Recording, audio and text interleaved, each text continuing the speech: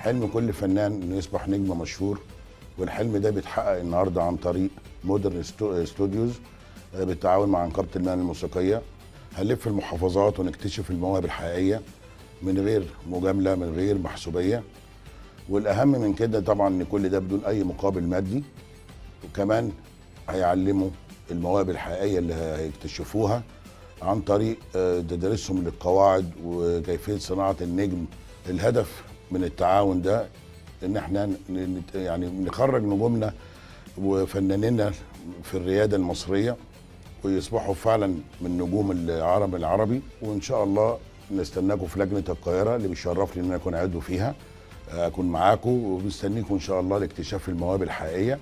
انا دكتور علاء سيد سلامه، رئيس قسم واستاذ بالكونسرفاتوار ورئيس لجنه العمل بنقابه الموسيقيين.